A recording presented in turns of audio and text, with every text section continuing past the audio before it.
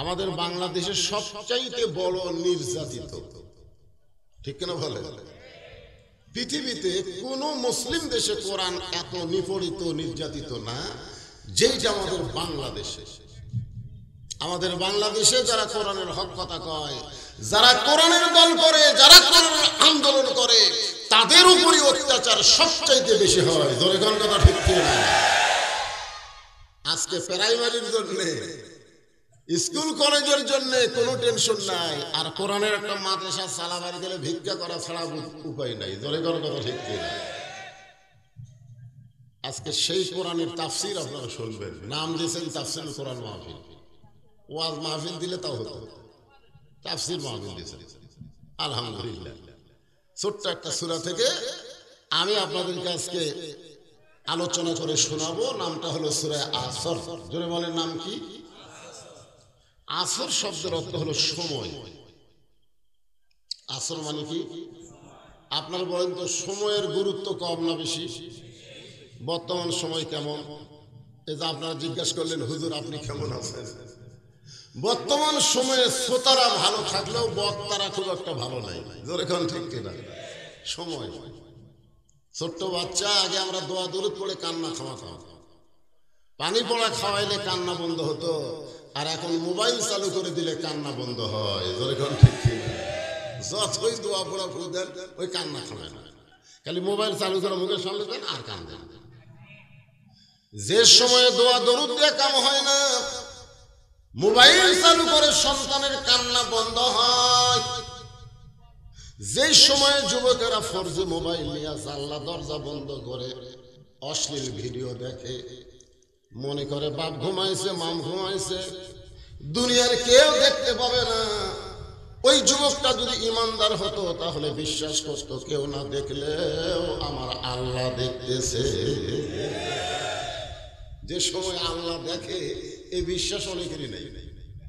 আসরের নামাজ পড়ে জমির ধান দেখবার গেছে, উপরে জমির পানি চলমল করতেছে, নিচে ওর জমির পানি নেই। ওই কিন্তু এখন আসরের নামাজ পড়ছে, জমির ধান দেখবার যায় দেখে উপর জমির পানি, নিচে ওর জমির পানি নাই। বর্তমান সময়ে চারিদিকে তাকায়, কেউ নেই। আস্তে করে বসে জমির আল কাটা দিচ্ছে, ওই পানি দিয়ে হাত ধুছে, দুই আবার দাঁড়ায় চারিদিকে তাকায় বলতেছে আলহামদুলিল্লাহ, কেউ দেখে না। যেই সময়ে মানুষের দেখা দেখা মনে করে, পুলিশের ধরা ধরা মনে করে, আজরাইলের ধরার গুরুত্ব দেয় না, এই সময় অত্যন্ত খারাপ সময়। ধরে কোন কথা ঠিক কিনা? এই যে 7ই জানুয়ারি ভোট হলো না, এই ভোটের আগে আমাদের বগুড়াতে ধরপাকড় খুব বেশি। এই কঠিন সময়ে একজন লোক গোরস্থানের মধ্যে একটা কবর করছে, জেতা মানুষ, একটা কবর করে নিচে খের দিয়ে তার উপর কম্বল নিয়ে আরামসে ঘুম পড়ে। মাঝে মধ্যে কবর থেকে বাড়িতে মোবাইল করে, খবর কি? বউ বলতেছে 3বার পুলিশ আইছিল। ও বলতেছে টেনশন করো না, আমি নিরাপদে আছি। যেই সময়ে কবরে থাকা হলো নিরাপদ, বাড়িতে থাকা হলো বিপদ। কি সময়! আর সেই সময় সূরা নিয়ে আপনাদের সামনে তাফসীর করব। মনোযোগ দিয়ে শোনা লাগে বাজান। আজ থেকে 50 বছর আগে যখন এ মুরব্বীরা জওয়ান ছিল, আমি ছোট ছিলাম, তখন আব্দুল আলিম সময় নিয়ে একটা গান গাইছিল, সময়ের উপরে। এখনকার ছেলেরা তো আব্দুল আলিমের গান শোনে না, এখন গান বাড়াচ্ছে। একজন মানুষ হইয়া তুমি কয়জনকে বিলাও মন, মুখে তোমার ভালোবাসা মনে কয়লার মতন, একজন মানুষ হইয়া তুমি কয়জনকে বিলাও মন। আর সেই সময় আব্দুল আলিম একটা গান গাইছিল, মিশে মায়ায় বন্দি থাইকা করলাম কত খেলা, পশ্চিমে তাকিয়া দেখো তোমার ডুইবা গেছে বেলা। বেলা মানে কি? সময়। ধরে কোন বেলা মানে কি? আপনাদের আজকে দিন চলে গেছে, রাতে আপনারা আমার শুনতেছেন, শত চেষ্টা করেন আর কি আপনারা দিন ফিরে পাবেন? এই রাতটা যখন চলে যাবে আর কি আর এই রাত ফিরে পাবেন? প্রত্যেকটা মুহূর্ত মুহূর্ত আমাদের জীবন থেকে সময় সরে যাচ্ছে। এই জন্য হিন্দু একটা গায়ক গান গাইছিল, সবাই বলে বয়স বাড়ে, আমি বলি কমে রে। আপনারা সত্যি করে বলেন তো, আমাদের বয়স বাড়তিছে না কমতিছে? প্রতিনিয়ত নিয়ত আমাদের হায়াত কমে যাচ্ছে। আল্লাহ সময়ের গুরুত্ব বুঝে কসম করে বললেন, ইন্নাল ইনসানা লাফি খুসর। ইন্না মানে নিশ্চয়, ইনসান মানে মানুষ, লাফি মানে ভিতরে, খুসরুন মানে ক্ষতি। নিশ্চয় মানুষগুলো ক্ষতির ভিতরে। এই যারা হইচই করতেছে এরা কি মানুষ না? ওরাও মানুষ। আমি ছোটবেলায় জানতাম মানুষ হলো দুই রকম, একটা হলো পুরুষ মানুষ, একটা হলো নারী মানুষ। আমি ছোটবেলায় জানতাম পুরুষ আর নারী, পুরুষ আর নারী। কিন্তু গত বছর ঝিনাইদহে ওয়াজ করতে যায় দেখি মাহফিলের প্রধান অতিথি হলো হিজড়া। মানে উনি আবার চেয়ারম্যান হচ্ছে, বুঝলেন? হিজড়া চেয়ারম্যান। বলে কাল কি চেয়ারম্যান?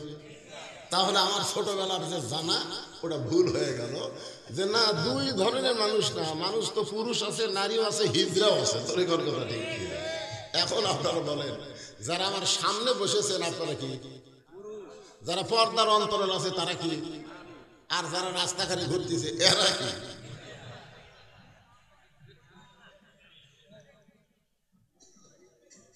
আসলে যারা হিজড়া হবে তাদের উপরেও শান্তি নাই, তলেও শান্তি নাই। তোর এখানে কথা ঠিক। হিজড়াকের উপরে শান্তি আছে, তলে শুয়ে শান্তি আছে।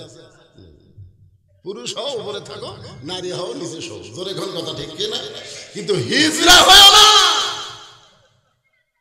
আমি বলবো যারা কোরআনের মাহফিল আইছেন, নারী হলে পর্দায় যান, পুরুষ হলে সামনে বসেন, রাস্তায় ঘুর ঘুর করেন।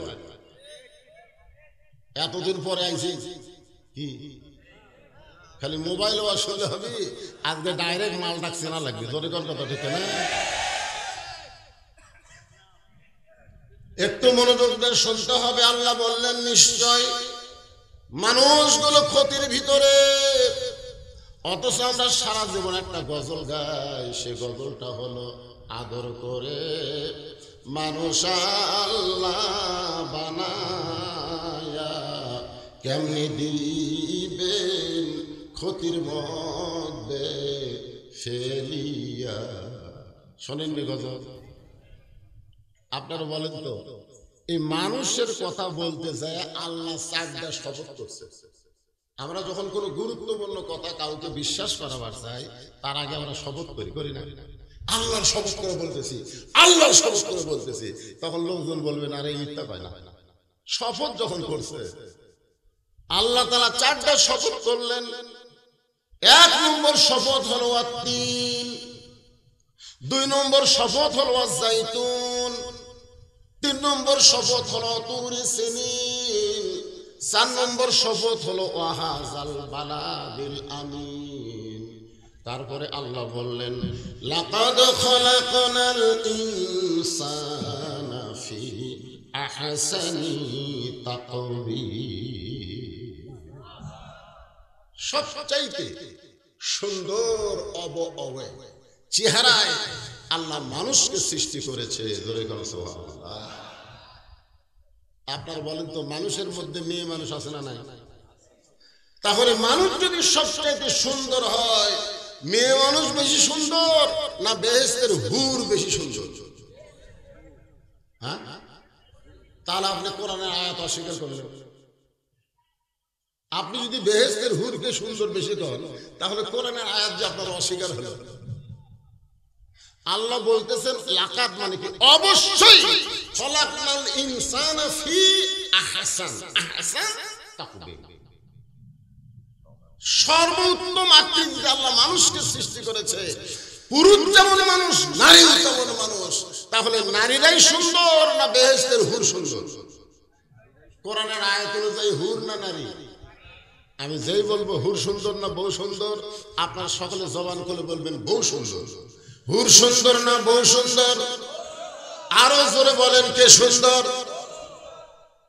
আর সেই বউ বাদ দিয়ে জান্নাতের হুর চান।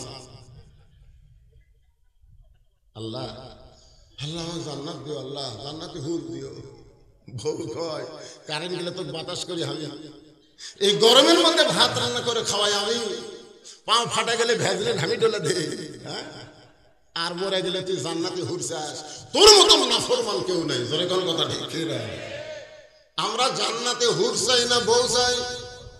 যারা বিয়ে করছেন জবান খুলে কোন তো, জান্নাতে হুর চাই না বউ চাই? আমার মায়েরা যারা পর্দার অন্তরালে বসে আছেন তারা মনে মনে চিন্তা করতেছে আজকে ওয়াজ হবে। জোরে কোন কথা ঠিক না? আল্লাহ বললেন ইল্লাল্লাযীনা আমানু ওয়া আমিলুস সালিহাতি ওয়া তাওয়াসাউ বিল হক ওয়া তাওয়াসাউ বিস সবর।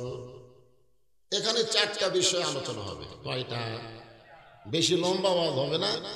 আমি আগেকার মতন আর জুয়ান নাই, ওই শিবপুর বাইকলা আদব ঘড়ি দেখে ওয়াজ করি, ঘন্টা পর ঘন্টা মারছি। জোরে কোন ঠিক কি? আমার ওয়াজের বয়স এই বছর দিয়ে 39 বছর, ওয়াজের বয়সই 39। আমার মতন এরকম বক্তা নাই। যারা আছে বউলে শুয়ে আছে, আর যারা তারা মারা গেছে। কাউসারি মারা গেছে, সিদ্দিকুর রহমান যশোরী মারা গেছে, বাগাবাড়ির হুজুর মারা গেছে, আব্দুল কাদের সিদ্দিকী মারা গেছে, এরকম সব কটা মরছে। আর যে কয়টা আমার মতন বুড়া বউলে শুয়ে আছে, মাঠে ময়দানে একটাই আছে। এই জন্য খুব লম্বা চল আওয়াজ হবে না। আপনার যতই আশা করেন, বিষয় হলো চারটা। ধরে কোন কয়টা? এক নম্বর বিষয় হলো ঈমান। এক নম্বর বিষয় হলো ঈমান। ঈমান যদি ঠিক না থাকে, আপনি যতই আমল করেন, আপনার একটা আমলও আল্লাহর দরবারে কবুল হবে না। ঈমানটা কি? সকলে বলেন লা ইলাহা, জোরে লা ইলাহা। এখন কেউ যদি বলে, শোনেন, কেউ যদি বলে আল্লাহ লাগে হিল্লাও লাগে, কেউ যদি বলে যে আল্লাহ লাগে হিল্লাও লাগে, কেউ যদি এরকম বলে, আমার দয়াল বাবার দরবারে কেউ ফিরে না খালি হাতে, আপনারা বলেন এটা ঈমান না শিরক? জোরে বলেন ঈমান না শিরক? সাহাবীরা জিজ্ঞেস করলেন মা হুয়াল ঈমান ইয়া রাসূলুল্লাহ, ঈমান সম্পর্কে আমাদের একটু বলেন। আল্লাহর নবী বললেন ইকরার বিল লিসান, তাসদীকু বিল জানান, আমল বিল আরকান, এরই নাম হলো ঈমান। জবানে বলতে হবে লা ইলাহা ইল্লাল্লাহ, খালি জবানে বললে হবে না, কলিজার মধ্যে জায়গা দেওয়া লাগবে। কলিজার মধ্যে যখন কারো ঈমানের জায়গা হয়, ওই লোকটা জীবনের চাইতে ঈমানের গুরুত্ব বেশি দিবে, দরকার হলে জীবন দিবে, কিন্তু ঈমান দিবে। এরকম কিছু লোক আপনারা দেখছেন, উকিল এসে বলতেছে ভাই আপনার তো ফাঁসির রায় কার্যকর হয়ে যাবে, যে কোনো সময় আপনার ফাঁসি হবে, যদি আপনি বাঁচতে চান রাষ্ট্রপতির কাছে একটা দরখাস্ত লেখেন, রাষ্ট্রপতি দয়া করে যদি আপনার মাফ করে, আপনার আর চিন্তা নেই। তখন ইমানদার মুসকি মুসকি হাসে। উকিল বলে হাসেন কেন? বলে হাসার কারণ হলো তোমার কথা শুনে, তুমি যে বলতেছো রাষ্ট্রপতির কাছে দরখাস্ত লেখেন, রাষ্ট্রপতি মাফ করলে আমার টেনশন নাই। এইরকম 3টা রাষ্ট্রপতিকে আমি ক্ষমতার থাকা অবস্থায় মরা দেখছি। একটা হলো বঙ্গবন্ধু শেখ মুজিবুর রহমান, একটা হলো জিয়াউর রহমান, একটা হলো জিল্লুর রহমান। যারা নিজেরাই মরে যায়, তাদের কাছে কোনো ইমানদার জীবন ভিক্ষা চায় না। জোরে কার কথা ঠিক না?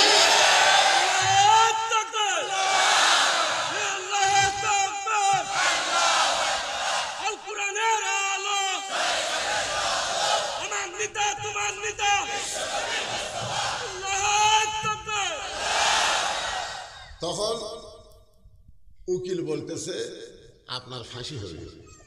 কি হবে? রাষ্ট্রপতির কাছে দরখাস্ত না লিখলে আপনার ফাঁসি হবে। তাসদিক বিল জানানের ইমানদার মুসকি মুসকি হাসে। উকিল বলে আপনার ফাঁসি হবে, এইটা শোনার পরে হাসেন কেন? আসামি বলতেছে আমার ফাঁসি হবে কিন্তু আমার মৃত্যু হবে না।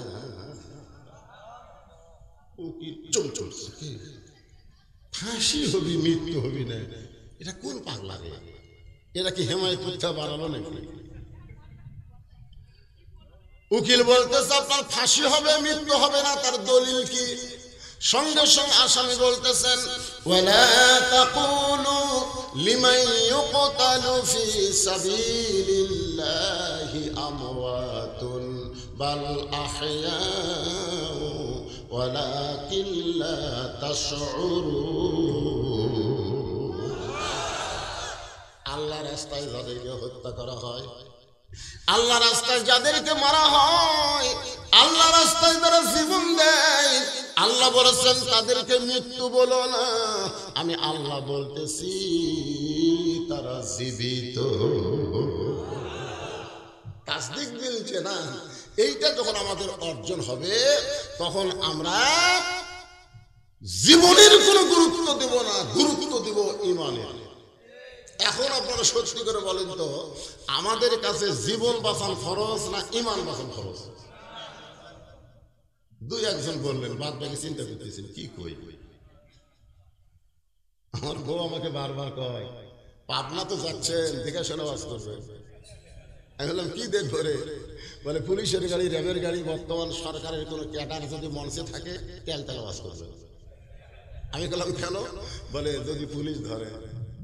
আমি বইয়ের কপালে চুমা দিয়ে বললাম পুলিশ ধরার চিন্তা করিস, আজরাইল ধরার কথা তো একবারও কোশ না। তোর কোনো কথা ঠিক কিনা? কারণ কাউসারিকে পুলিশ ধরেনি, আজরাইল ধরিছে, বাড়িতে পারেনি। এ পর্যন্ত আমার 9 বার পুলিশ ধরছে, সব বাড়ি ছেড়ে দিচ্ছে, কিন্তু আজরাইল যদি একবার ধরে ছাড়বি। তাহলে আমরা বক্তারা পুলিশ ধরার টেনশন করি না, আমরা আজরাইল ধরার চিন্তা করি। ধরে কোনো কথা ঠিক কিনা? তাসদিক বিল জানান যখন কলিজার মধ্যে এসে যাবে, ওই ব্যক্তি পুলিশ ধরার টেনশন করবে না, আজরাইল ধরার আগে ঈমানের সাথে ধরা দিবে। ধরে কোনো কথা ঠিক কিনা? তাহলে 1 নম্বর হবে ইকরার বিল লিসান, 2 নম্বর তাসদিক বিল জানান, 3 নম্বর আমল বিল আরকান। ঈমান অনুযায়ী আমল করা লাগবে। এখন আপনারা বলেন তো, ঈমান অনুযায়ী আমল করবার গেলে পীর সাহেবের কথা মতো আমল করলে হবে? বাবার কথা মতো? কার কথা মতো? এই যে কোরআনের তাফসীর শুনবেন, এ কোরআন কি খালি বাণী? আল্লাহ কোরআনকে লক্ষ্য করে বললেন ওয়ানুনাজ্জিলু মিনাল কুরআনি মা হুয়া শিফাউ ওয়া রাহমাতুল লিল মুমিনিন। আসলে আল্লাহু আকবার সবাই কয় না, বুঝলেন? আমাদের বাংলাদেশে বড় বড় দল আছে, এই দলের মধ্যে কিন্তু আল্লাহু আকবার স্লোগান নাই। আছে যেটা বড় বড় দল, কোন কর্মী ভুল করে যদি আল্লাহু আকবার কয়, ও ঘাট ধরে বের করে দিবি, এটা তো আমাদের স্লোগান নয়। তা আমি মাহফিলে গিয়া কোরআন শরীফ তেলাওয়াত করার পরে যখন আল্লাহু আকবার উচ্চারণ কম হয়, তখন বুঝি এই এলাকাতে এই বড় দলের লোক বেশি।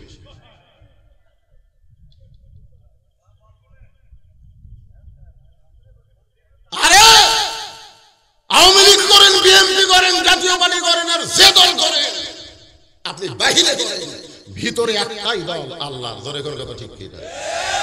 নিজের চোখে আমি দেখছি, নিজের চোখে দেখা যায়। আজকের এই বসাটা জান্নাত পাওয়ার একটা উসিলা হতে পারে, ঠিক কিনা বলেন? কারণ এই জায়গাকে বলা হয়েছে রিয়াজুল জান্নাহ। 2টা জায়গাকে রাসূল রিয়াজুল জান্নাহ বলেছেন, জান্নাতের টুকরা। একটা হলো মসজিদে নববীতে মেম্বর থেকে রাসূলের রওজা পর্যন্ত যে ফাঁকা জায়গা থাকে, ওই জায়গাকে বলা হয় রিয়াজুল জান্নাহ। আর একটা হলো যেখানে কোরআন হাদিসের আলোচনা হয়, জিকির আজকার হয়, দোয়া কালাম হয়, ওই জায়গাকে বলা হয় রিয়াজুল জান্নাহ। এই রিয়াজুল জান্নাহর মধ্যে বসা একটা ভাগ্যের ব্যাপার, ঠিক কিনা বলেন? এই জন্য যারা দাঁড়িয়ে থাকবেন না, বসবেন সবাই। আমরা আল্লাহর প্রশংসা করলাম, কেন করলাম? আল্লাহর প্রশংসা করার কারণ আছে না নাই? বহু কারণ, কারণের কোনো হিসাব নেই। কিন্তু আমি মূলত তিনটা কারণ প্রাধান্য দিয়েছি। কয়টা? খুব খেয়াল করে শুনবেন। এক নম্বর কারণ হলো, দুনিয়াতে মানুষ পাঠানোর দায়িত্ব কার? কিন্তু আল্লাহ আমাদেরকে হিন্দু, বৌদ্ধ, খ্রিস্টানদের ঘরে না পাঠায়া সরাসরি মুসলমানের ঘরে কবুল করেছেন। এ কারণে প্রশংসা কম হবে না বেশি হবে? মনে করেন, বোঝানোর জন্য বলতেছি, আল্লাহ যদি আমাদেরকে হিন্দুর ঘরে পাঠাতো, মনে করে, তাহলে আমাদের অবস্থাটা কি হতো? যে যে ধর্ম পালন করে মনে করে তার ধর্মে আসো, ঠিক কিনা বলেন? হিন্দু বলেন, বৌদ্ধ বলেন, খ্রিস্টান বলেন, তাকে জিজ্ঞাসা করলে বলে আমারটাই আসো। আসলে ধর্মের মালিক কে? সে মালিক কি বলে না, মালিক কি বলতেছে এটা দেখা লাগবে। আল্লাহ বললেন, ওয়ামান ইয়াবতাগি গায়রাল ইসলাম দীনান ফালাই ইউকবালা মিনহু। ইসলাম ছাড়া অন্য কোন ধর্ম কেউ যদি গ্রহণ করে, আল্লাহ বলেছেন সেইটা কবুল করা হবে না। এখন এই আয়াত দিয়ে বোঝা গেল, যত ধর্মই পৃথিবীতে থাকে সমস্ত ধর্মই হলো ভুয়া। জোরে বলেন, নাম কি? আরো জোরে, জোরসে বলুন, ভুয়া। এই ভুয়া শব্দ কিন্তু বর্তমানে বাংলাদেশে একটা মিছিল হয়ে গেছে। মানে আমাদের বগুড়ার হিরো আলম যখন বই মেলায় ঢুকছিল না, তখন সবাই বলছে ভুয়া ভুয়া ভুয়া। তারপরে যে বুড়া মোস্তাক সেঙ্গিক বিয়ে করছে।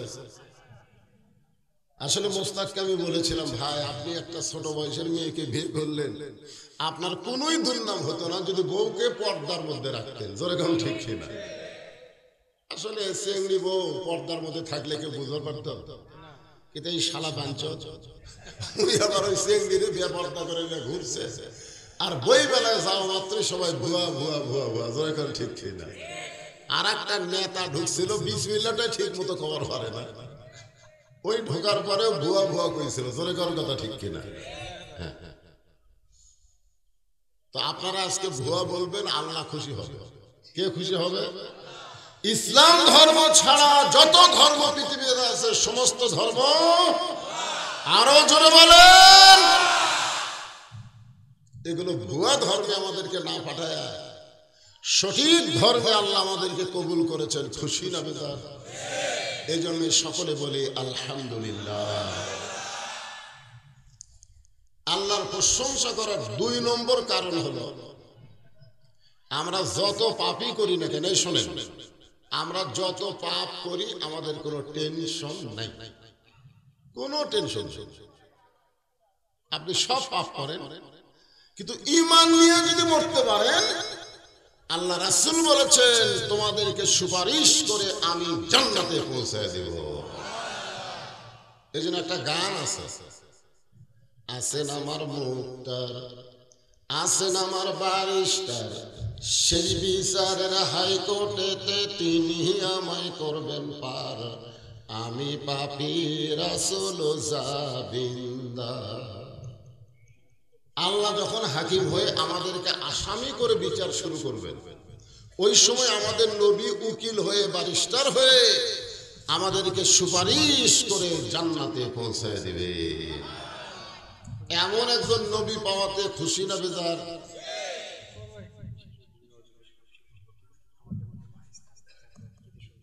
ঠিক আছে, আলহামদুলিল্লাহ।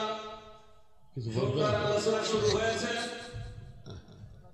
মুসলমান কিরামগণ খুব নিকটভাবে হুজুরের ওয়াজ অনুধাবন করছিলেন ইনশাআল্লাহ। ইতিমধ্যে আমাদের আজকে বিশেষ মেহমান, অত্র এলাকার কৃতি সন্তান, আমাদের এই মসজিদের উন্নয়নের ভিতরের টাইলস বারান্দা সহ জানালা গিলাস যিনি প্রদান করেছেন, দীর্ঘদিন যাবৎকাল তিনি অত্র অঞ্চলের মসজিদ মাদ্রাসা বিভিন্ন প্রতিষ্ঠানের সাথে জড়িত সেই কাঙ্ক্ষিত মেসেজ রহমান, বিশিষ্ট শিল্পপতি, শিক্ষানুরাগী, বিশিষ্ট ব্যবসায়ী জনাব মোহাম্মদ নজরুল ইসলাম। যখনই নবীর নাম উচ্চারণ করে একটা হাদিস শোনেন, আল্লাহ বলেছেন আমার নবীর নাম উচ্চারণ করার পরে যে সংক্ষিপ্ত দরুদ পড়ে না সে ধ্বংস হয়ে যায়। যখন কি হয়ে যায়? আচ্ছা, এই দোয়া আল্লাহ করছে, আমিন কইছে কয়জন জানেন? একজন হচ্ছেন জিব্রাইল, আর একজন বলছেন আমাদের নবী। আল্লাহ ধ্বংসের দোয়া করছে আর নবী আর জিব্রাইল আমিন কইছে। এখন বলেন এই দোয়া কত পার্সেন্ট কবুল হবে? তাহলে নবীর নাম উচ্চারণ করার পরে, বক্তা বলার পরে আপনারা কোন আপন ইচ্ছায় জবান খুলে বলতে হবে, মনে মনে দরুদ পড়লে হবে না। কারণ দরুদ শুনবে ফেরেশতারা, নবীর রওজায় পৌঁছায় দিবে। জোরে কোন কথা ঠিক কিনা? আর মনে মনে করে তো ফেরেশতারা শুনবে না, তাহলে রওজা যাবে কি হবে? আপনি জিকির মনে মনে করেন, সমস্যা নেই, কারণ জিকিরের মালিক কে? মনের খবর জানে কে? কিন্তু দরুদের মালিক আল্লাহ না, রাসূল। রাসূল কি আমাদের মনের খবর জানে? না। মনের খবর যদি জানতো, অনেক মুনাফিক রাসূলকে ধোঁকা দিয়েছে। জোরে কোন কথা ঠিক কিনা? এই জন্য একমাত্র মনের খবর জানে কে? আল্লাহ। কোন পিশাচ জানি নাকি?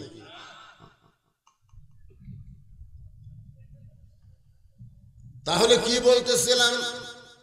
আল্লাহ যখন হাকিম হয়ে আমাদেরকে আসামি বানায় বিচার শুরু করবেন, ওই সময় আমাদের নবী আমাদের পক্ষে উকিল হয়ে, ব্যারিস্টার হয়ে আমাদেরকে সুপারিশ করে জান্নাতে পৌঁছায় দিবে। বুখারী শরীফের হাদিসে উল্লেখ করা হয়েছে যে আমার যতক্ষণ একটা উম্মত, এই যে কোটি কোটি আমরা উম্মত, রাসূল বলেছেন যতক্ষণ একজন উম্মত জান্নাতের ভিতরে না ঢুকবে, আমি রাসূল ততক্ষণ জান্নাতে ঢুকবো না। এত বড় কথা কোন নবী কবর পারছে?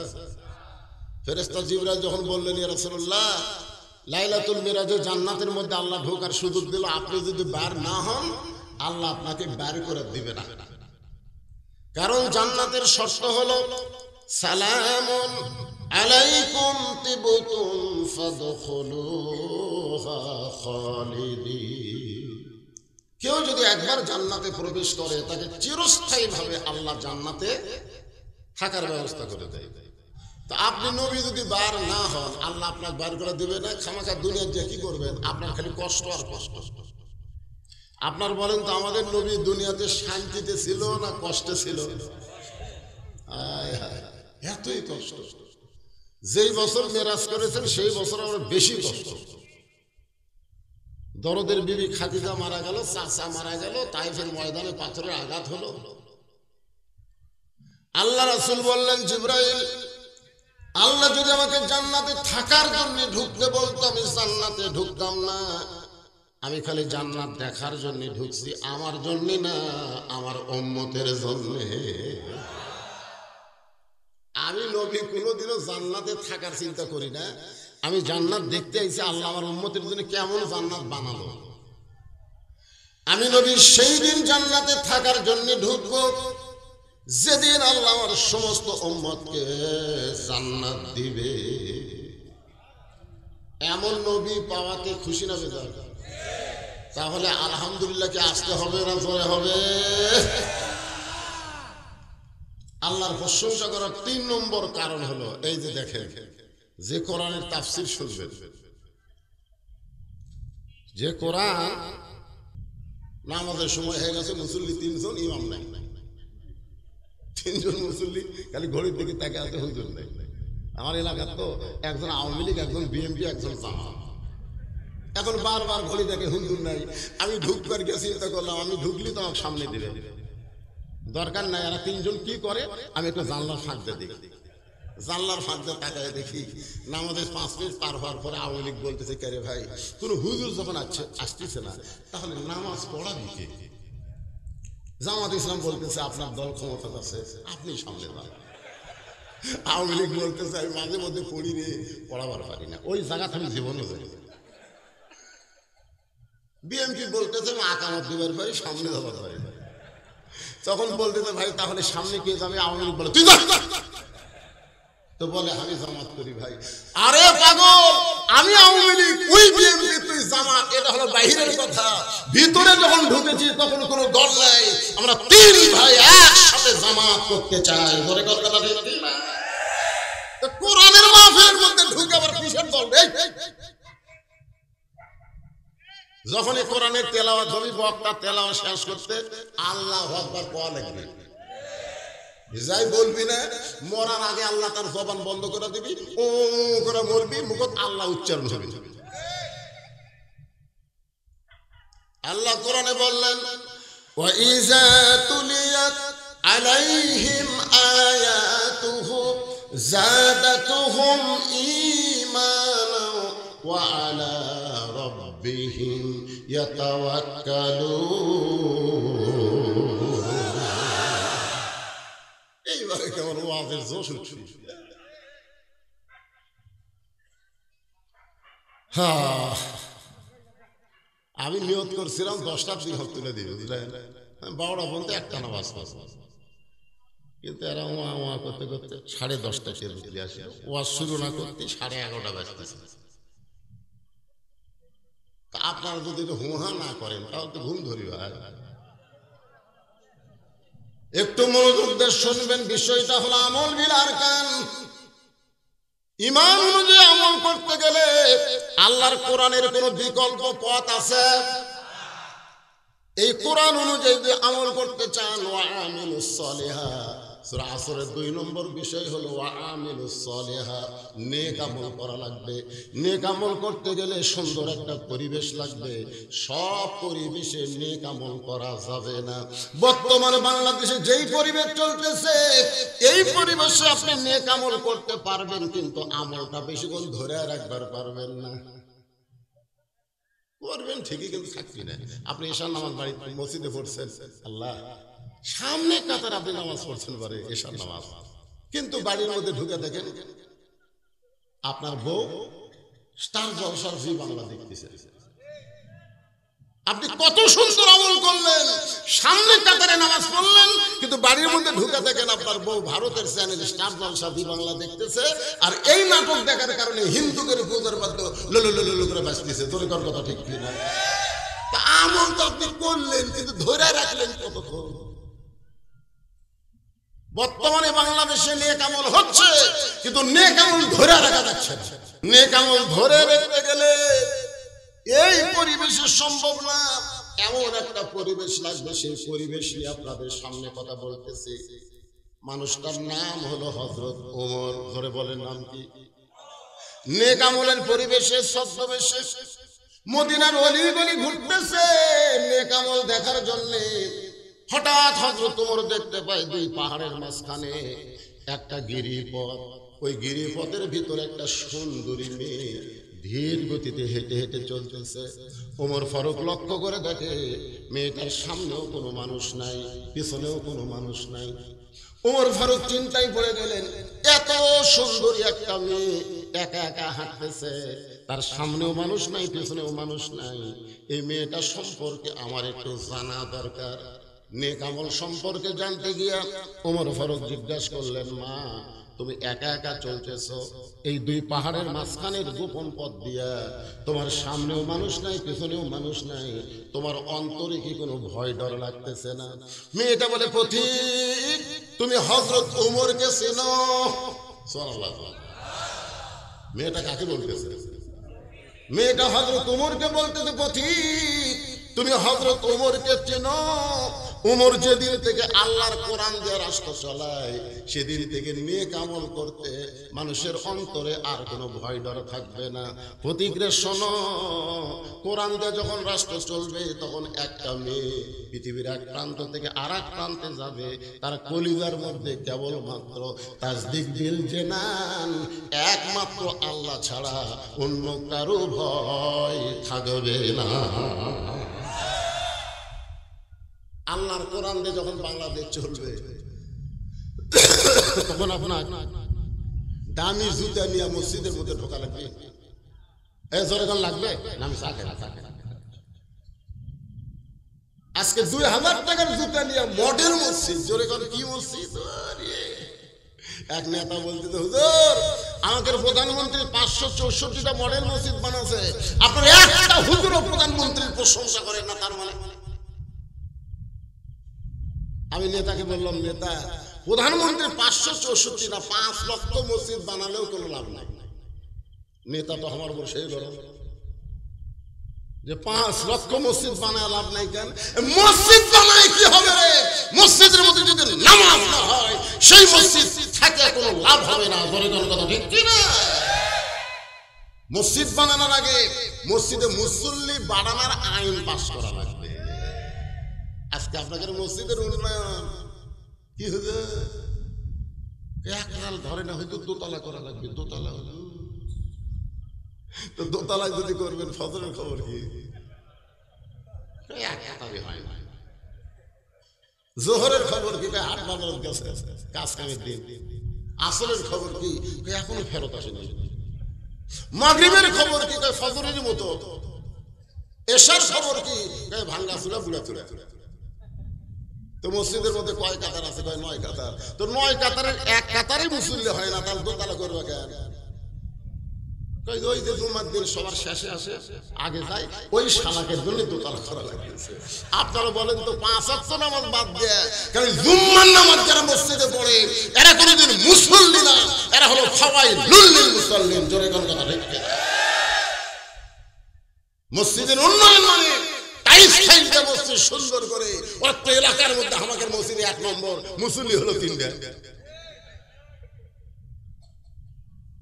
এতগুলো মডেল মসজিদ বানাচ্ছে, এক মসজিদে মুসল্লি নাই। জোরে কোন কথা ঠিক কিনা? প্রধানমন্ত্রীর উচিত হলো যে মসজিদে যখন মুয়াজ্জিন আজান দেবে, আজান দেওয়ার পরে যে সমস্ত মুসলমান দাবি করে রাস্তা ঘুরবে, ওদের 5টার কাপড় খুলে 5টা করে বাড়ি বসাও। জোরে কোন কথা ঠিক কিনা? পুলিশ থানা তার থাকো না, আজান দিলে সব রাস্তা যাও। দেখো তো কারা ঘুরতেছে।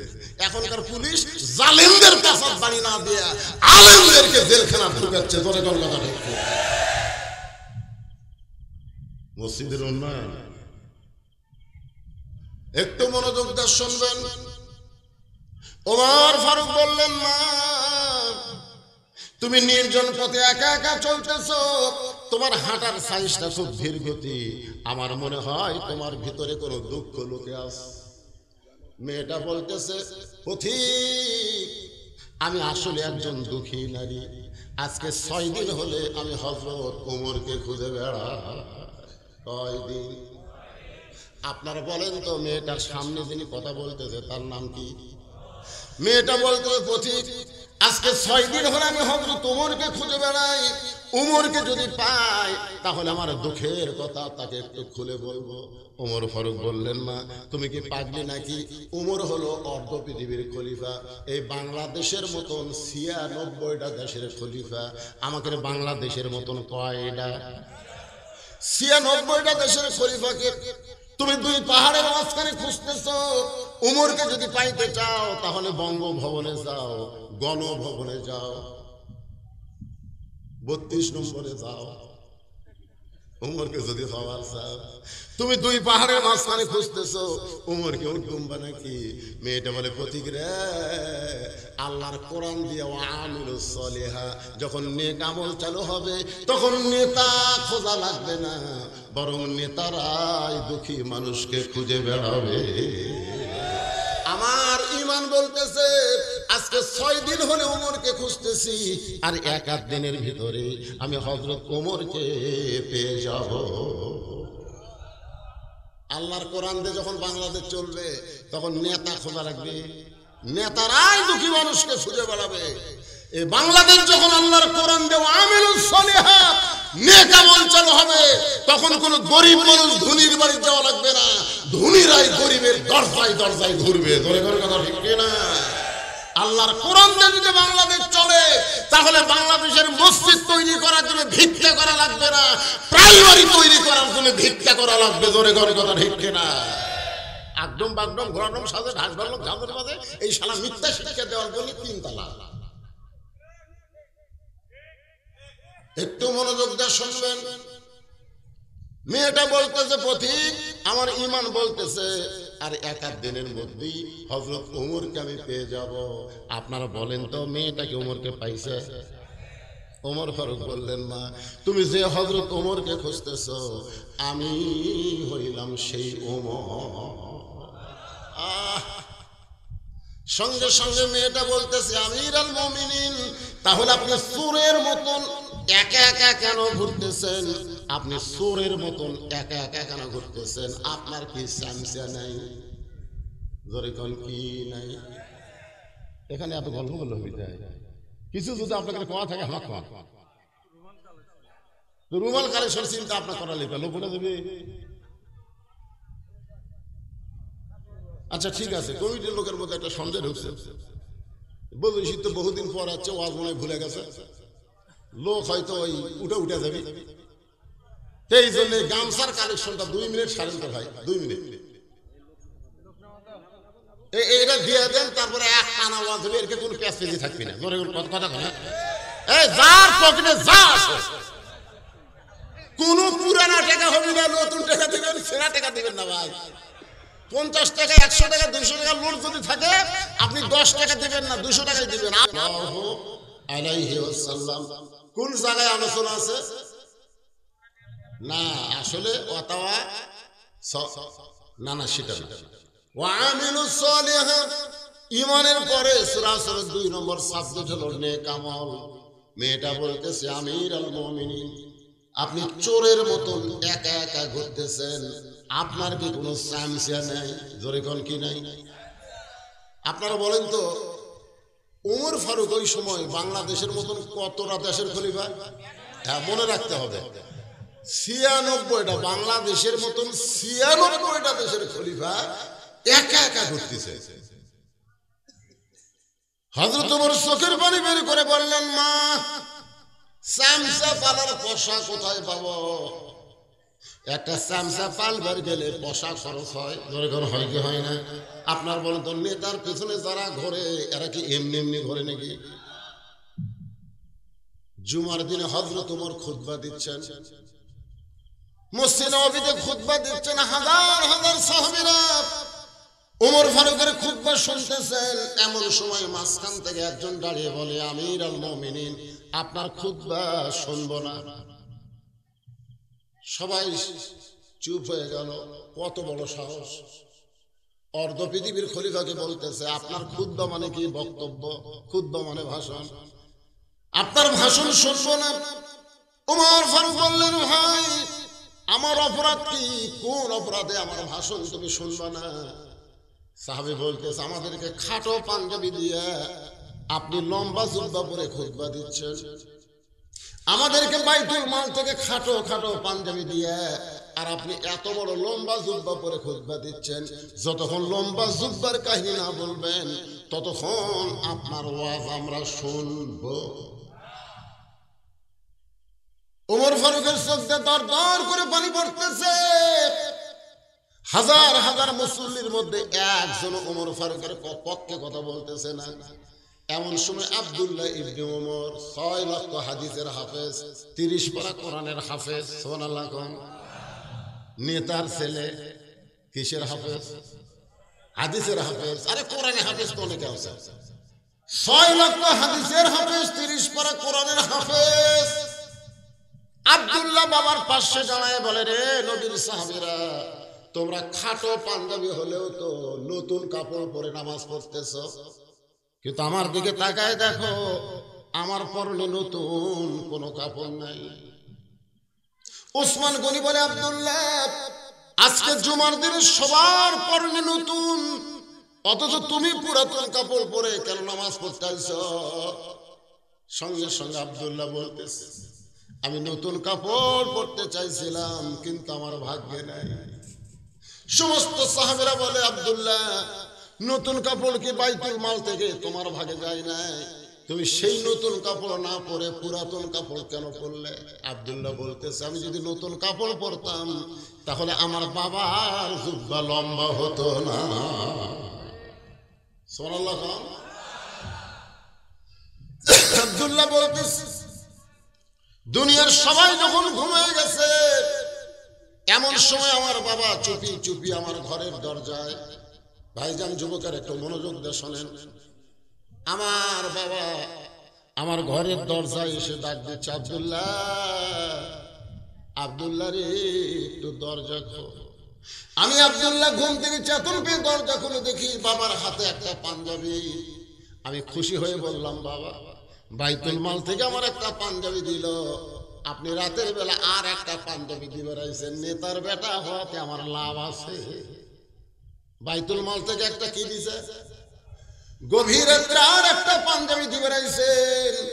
সঙ্গে সঙ্গে ওমর ফারুক আল্লাহর কোরআন থেকে একটা আয়াত তেলাওয়াত করলেন। যারা কোরআন বোঝেন তারা একটু মনোযোগ দিয়ে শোনেন। আয়াতটা হলো, ইন্নাল্লাহা ইয়ামুরুকুম আন তুআদ্দুল আমানাতি ইলা আহলিহা ওয়া ইযা হাকামতুম বাইনান নাস আন তাহকুমু বিল আদল। সুবহানাল্লাহ। 6 বছর ধরে আম বাগান চাষ করেছে, আম বাগান। জ্যৈষ্ঠ মাসে গেছে, দেখছে আম পাকছে কিনা, যা দেখে গাছের ডালে বসে এক ছোট্ট বাচ্চা আম পাড়তেছে আর ব্যাগ ভরাচ্ছে। বাগানের মালিক কয়, আমি খাইনি, আমার পরিবারের কেউ খায় নাই, আর তুই আমার গাছে তোর আম পাড়তেছিস, তোর বাপকে গিয়ে বিচার দিব রে, এই তোর বাপকে গিয়ে বিচার দিব। ছেলে খালি মুসকে মুসকে হাসে। বাগানের মালিক বলে, হাসিস কেন? বলে, হাসার কারণ হলো আমার বাবাও তো আর এক গাছে চড়ছে, আপনি বাবা কোথায় যা বিচার দিবেন? বাগানের মালিক গাছের নিচে বসে কান্দের, আল্লাহ বিচার দিব কার কাছে? বেটাও চোর, বাপও চোর। আজকে আমাদের বাংলাদেশের অবস্থা চাই, বিচার দেওয়ার জায়গা নেই। জোরে কোন কথা ঠিক কি না? আয়াতটা খেয়াল করছে, ইন্নাল্লাহা ইয়ামুরুকুম আন তুআদ্দুল আমানাতি ইলা আহলিহা ওয়া ইযা হাকামতুম বাইনান নাস আন তাহকুমু বিল আদল। আব্দুল্লাহ, একটা পাঞ্জাবি পাইছি বাজান, আর একটা দিবার আইছি। কোন আল্লাহর কোরআনের আইন যখন চালু থাকে, এই বিশ্বাস তোর মনে কেমনে আসলো? ওয়া আমিলুস সালিহা, শুনে নে, এইটা আমার ভাগে পড়েছে। এত খাটো পাঞ্জাবি পরে আমি খুতবা কেমনে দিব? তাই গভীর রাত্রে আইছি, তোর পাঞ্জাবিটা আমাকে একটু দান করে দে বাবা। আমি তোরটা আমারটা মিলে একটু লম্বা জুব্বা বানাবার চাই। আব্দুল্লাহ বলে, সাহাবীরা রে, গভীর রাতে আমার কাপড়ের অংশ আমার বাবাকে দান করে দিলাম। বাবা সারা রাত তার কাপড় আমার কাপড় একত্র করে লম্বা জুব্বা পরে খুতবা দেয়। এখন তোমরা বলো, আমার বাবার খুতবা শোনা যায় কিনা যায়? সমস্ত সাহাবীরা কান্দে, চিৎকার করে বলে, আল্লাহর কোরআন দিয়ে যখন রাষ্ট্র চলবে, ওয়া আমিলুস সালিহা, এমন ভালো নেতারা মুসলমান দেখতে পাবে। মেয়েটা বলতেছে, একা একা ঘুরতেছেন চোরের মতন, আপনার চামচা নেই। ওর ফারুক বলতেছে, চামচা পালার টাকা কোথায়? চেয়ারম্যান সাহেবের কাছে লেখা আছে 10 কেজি চাউল, বালতি দিয়ে দিয়েছে হচ্ছে 800।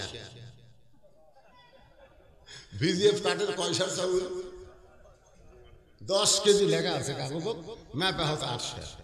একজন আবার সাহস করে লোকমা দিছে, লোকমা 4 টাকার নামাজের 3 টাকাতে যদি ইমাম বসে, লোকমা দেয় না। তো মনে করছে চেয়ারম্যান তো আমাকে ইমাম, দেখি লোকমা দেয়। কাছে বল, চেয়ারম্যান সাহেব কাটে লেখা আছে 10 কেজি, ম্যাপে হচ্ছে 800। চেয়ারম্যান বলতেছে, চৌকিদারকে নাম কাটাতে, নাম কাটাতে।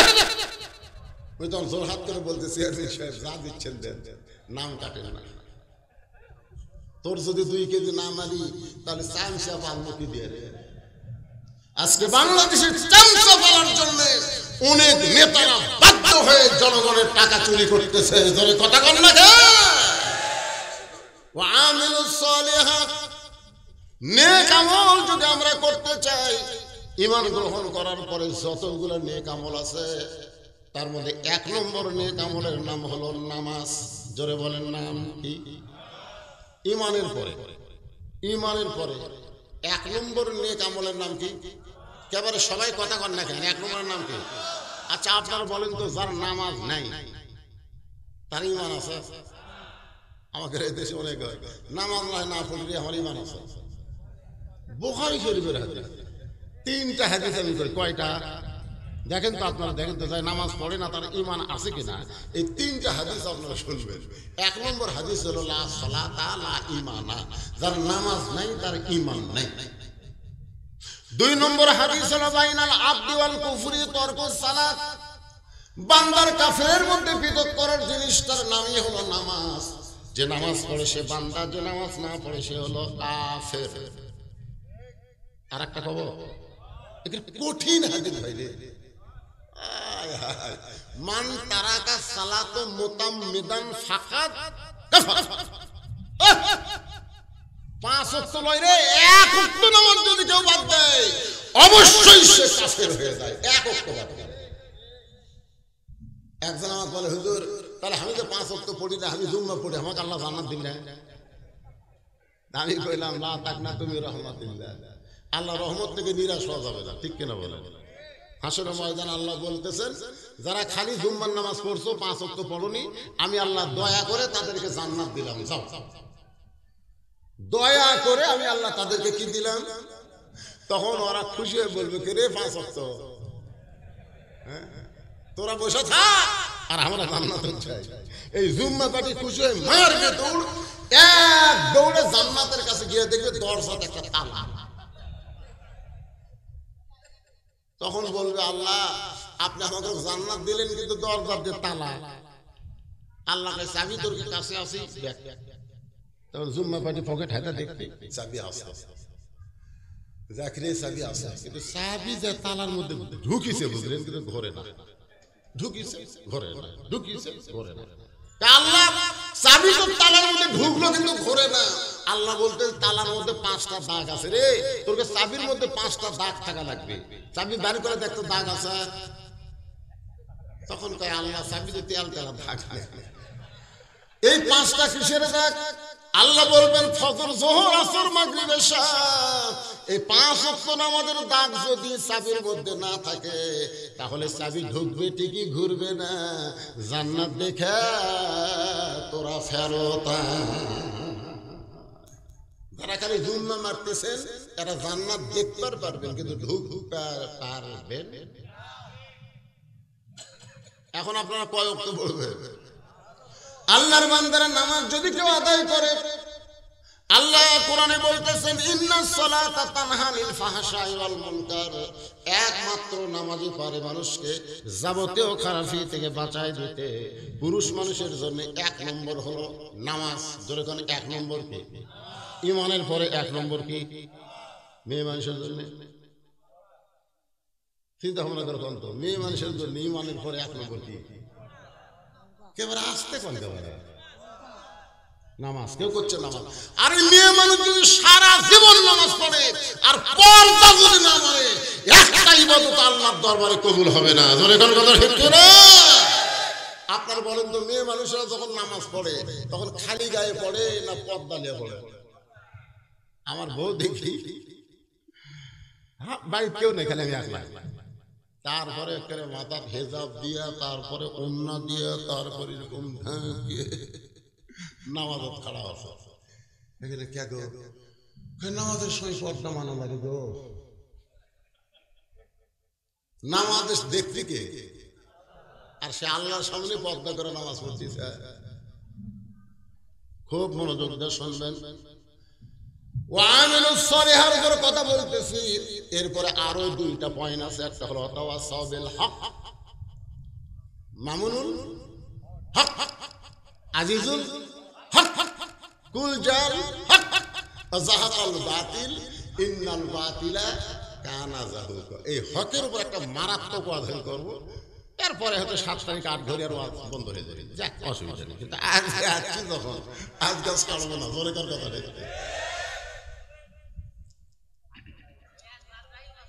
হ্যাঁ কোনটা বাদ দেয়? তেল তেলা ওয়াজ করে বাড়ি যাব। এরপরে 4 নম্বর বিষয় হচ্ছে এই সূরা আসরের 4টা সাবজেক্ট নিয়ে আপনাদের সামনে আলোচনা করতে রাত যদি 1টা বাজে সমস্যা আছে? না তাই বলে একটা বাজবে না। তাহলে এখন আপনারা সবাই জবান করে বলেন, ইমানের পরে পুরুষ মানুষের 1 নম্বর নেক আমল হলো নামাজ, আর নারীদের জন্য 1 নম্বর নেক আমলের নাম কি? পর্দা। আমার মায়েরা যারা পর্দার অন্তর আছেন তারা একটু মনোযোগ দিয়ে শুনবেন। গভীর রাতে হযরত আলী যখন ঘরের ভিতর, এমন সময় তার বিবি ফাতেমা স্বামীর বুকে মাথা রেখে ফুপায়ে ফুপায়ে কাঁদতেছে। হযরত আলী চমকে গিয়ে বলে, ফাতেমা হঠাৎ এরকম কান্না করার কারণ কি? ফাতেমা বলে, স্বামী গো, আমি আল্লাহর কাছে একটা দোয়া করেছি, আল্লাহ তাআলা আমার দোয়া কবুল করেছে। আপনারা সুবহানাল্লাহ বললেন। আলী বলতে যে তুমি পাগলি নাকি? আল্লাহ তোমার দোয়া কবুল করছে, আর দোয়া কবুলে কেউ কান্দে? ফাতেমা বলে, স্বামী গো, কি দোয়া কবুল করেছি আপনি কি শুনবেন না? আলী বলে, ফাতেমা কি দোয়া করেছো? ফাতেমা বলতেছে, আমি আল্লাহর কাছে দোয়া করেছি, আল্লাহ যেন আমাকে পর্দার ভিতরে মৃত্যু দেয়। আলী মুস্কি মুস্কি হাসে। মুস্কি মুস্কি হাসার কারণ হলো, যে মেয়েটা সারা জীবন পর্দা করেছে তার মৃত্যু তো পর্দার ভিতরেই হবে। আমাদের বাংলাদেশে তারা সারা জীবন পর্দা করেনি, তারকে মরাটাও পর্দার মধ্যে হয়। জোরে কোন ঠিক কিনা? আমার এলাকার যে মেয়ে সারা জীবন গোটা পাড়া ঘুরিছে, মরার পরে 5 কাপড় দিছে। আপনাকে এলাকার কয়টা দেয়? 5টা কাপড় দিয়ে ওই লাশ আবার খাটনি চাদর দিয়ে ঢেকে থাকে।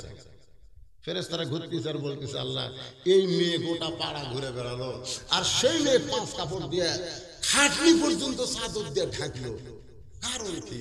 আল্লাহ বলতেছে, ওই দেশের নাম বাংলাদেশে, ওই দেশে বাঁচতে মানে না রে, মরার পরে মানে রে, মরার পরে মানে। আলী বলে, ফাতেমা সারা জীবন যে পর্দা করেছে, সেই পর্দার মধ্যে মৃত্যুবরণ করতে চায়, আল্লাহ দোয়া কবুল ঠিকই করেছে। ফাতেমা বলে, স্বামী গো, সেই দোয়া কবে কবুল হয়েছে সেটা কি আপনি জানেন? আলী বলতে, ফাতেমা কবে কবুল হয়েছে? ফাতেমা বলে, স্বামী গো, সেই দোয়াটা কবুল হয়েছে আজকে রাত্রে, আল্লাহ আমার মৃত্যু দিবে। যেই মাত্র কইছে আল্লাহ আমার মৃত্যু দিবে, গাছের গোড়া কাটলে গাছটা যেমন ঠাস করে পড়ে যায়, হযরত আলী তেমনি পড়ে গেলেন ঘরের মাঝে। মা ফাতেমা মুস্কি মুস্কি হাসতেছে, স্বামীর এভাবে পড়া দেখে ফাতেমা মুস্কি মুস্কি হেসে স্বামীর কপালে একটা চুমা দিয়ে বলে, স্বামী গো, এমন করে আপনি কাঁদবেন না, কারণ আসলে যাইতে হবে। এর চাইতে সত্যি কোনো কথা নাই, আসলে। যারা খাড়া হয়ে আছেন যাবেন না, বসেন, 1 ঘন্টা বসেন রে, 60 বছর নফল ইবাদত করার সওয়াব আল্লাহ দান করে। বসেন। আশ্চর্য কথা। সবাই একটু আমার সঙ্গে বলবেন, ভাই ইমান থেকে বলবেন, আসলে কোথায় যাবেন? 4 তলা বাড়ি হয় না, ঘাড় কাট করে দেখছি। কি দেখিস ভাই? 5 তলা জন্য রড বের করে দিয়েছে ভাই রে। 2 কান্দের 2 ফেরেশতা তাকায়, আল্লাহ এই শয়তান উপর দিকে তাকায় কেন, নিচের দিকে তাকাতে পারে না? ওই 4 তলা দেখে, ওই নিচ তলা যাবি। প্রধানমন্ত্রী কোন, প্রেসিডেন্ট কোন, আর যত বড় ধনী কোন, 4 তলা কেউ থাকতে পারবে না, সবাইকে নিচ তলায় থাকা লাগবে। জোরে দরকার কথা কর না কেন? কারণ নিচ তলায় যাওয়ার চিন্তা কলিজার মধ্যে থাকলে আজকে কি হলু রে? 5 তলা তুই 1.5 লাখ টাকার খাট, 12,000 টাকার কম্বল, রাত 9টার সময় ওরে তোমার দিয়ে বলতেছে, আমার বাড়ি আমার ঘর, আমার নামাইকে। 2 কান্দে 2 ফেরেশতাকে আল্লাহ ঘুমের দোয়া, আল্লাহুম্মা বিসমিকা আমুতু আহইয়া, এই দোয়া না পড়ে কি বললো? এই যে বললো আমার বাড়ি আমার ঘর আমার নামাইকে। আল্লাহ কয় একটু ধৈর্য ধর। রাত 3টার সময় 40 সেকেন্ডের একটা ভূমিকম্প, 2 বার ফাঁকুলে দিয়েছে। ওই এত ফোর্সে নামছে, কম্বলের মধ্যে ঘুমের ঠাড়া লুঙ্গি খুলে ছিল, ওটাও পড়ার টাইম পাইনি, একে ন্যাংটা হয়ে নামছে। ফেরেশতাকে আল্লাহ নামাইলা, তাই বলে ন্যাংটা করে নামাইলা। আল্লাহ বলতেছে জনগণ যখন নামাবার পারবে না তখন আমার নামান হলো মিয়াংটা খুঁজে ধরে ঘর কথা ঠিক না।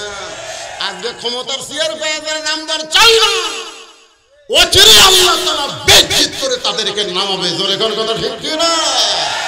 কারণ তো ইজ্জু মান তাশা وتذل من تشاء بيدك الخير إنك على كل شيء قدير। তাহলে সকলে জবান করে বলেন আসলে। এই যুবকেরা মনে করতে তোমার দাদা বেঁচে আছে রে, আমি এখন যাওয়ার কথা কি জানি। এইবারে ঈদের দিনে আমার বগুড়া জেলায় 17 জন যুবক মোটর সাইকেল অ্যাক্সিডেন্ট করে মরছে। একই জেলার 17 জন, একটা বুড়াও মরেনি, সব যুবক মরছে। এক যুবক আরো বিয়ে করেনি, বুঝলেন? আর বাবক বলতেছে আপনার ছেলে তো মোটর সাইকেল অ্যাক্সিডেন্ট করে মরছে, সাথে একটা মেয়েও মরছে। আর বাপ কয় আমার ছেলে তো বিয়ে করেনি, সাথে আবার মেয়ে মরে গেল। কে দেখেন বেটা মরার আফসোস না করে চিন্তা করতে মেয়েকে মনে করে ঈদের দিনে দুই শালাই বসছে। বাপ বলতেছে আমি এক নেব না। আমরা সবাই বুঝাইল মুরব্বী কি করবে, সময় বড় খারাপ। আল্লাহ সময়ের শপথ করছে, মুরব্বী কি করবেন, বিয়ার আগে ঘরে কি করবে। তোমরা যুবকেরা মনে করতেছো আসলে যাইতে হবে, আমরা কমনারে বুড়া রাখবো, বুড়া রাখবো। সকলে জবান খুলে বলেন আসলে। স্বামীর কপালে ফাতেমা চুমু খেয়ে বলতেছে স্বামী গো এমন করে আপনি কাঁদবেন না, কারণ আপনি হলেন পৃথিবীর সবচাইতে বড় বীর, আপনি হলেন পৃথিবীর সবচাইতে বড় জ্ঞানী। আপনারা বলেন তো আলীর চাইতে বড় বীর কেউ আছে? আলীর চাইতে বড় জ্ঞানী কেউ আছে? সেই বীর এবং জ্ঞানী মানুষটা বইয়ের মৃত্যুর খবর শুনে যখন কাঁদতেছে, আর ফাতেমা তাকে সান্ত্বনা দিয়ে বলে এমন করে কাঁদবেন না, আমি মরার পরে আমার 3টা চাওয়া আপনার পুরো করা লাগবে। যেই বলছে আমি মরে যাওয়ার পর আমার 3টা চাওয়া আপনাকে পুরো করা লাগবে। আলী বলে ফাতেমা দুনিয়াতে গরিব ছিলাম বলে তুমি কিছুই চাইলা না, আর মরার পরে তুমি কি চাইবা ফাতেমা? আপনার বলেন তো হযরত আলী ধনী ছিল না গরিব ছিল? আল্লাহর নবী একদিন ফাতেমার ঘরে ঢুকে দেখলেন ফাতেমার 2টা চোখের নিচে কালিমা পড়ে গেছে। আল্লাহ রাসূল বলে ফাতেমা তোর চোখের তলে কালিমা পড়ে গেছে মা। ফাতেমা কান্দার বলে বাবা দুনিয়ার কত ধনী ধনী ছেলেরা আমাকে বিয়ে করতে চাইছিল, আপনি তাদের সঙ্গে বিয়ে না দিয়ে এমন একটা গরিবের সঙ্গে আমার বিয়ে দিয়েছেন বাবা। এই গরিবটা ঠিক মতো সংসার চালাবার পারে না।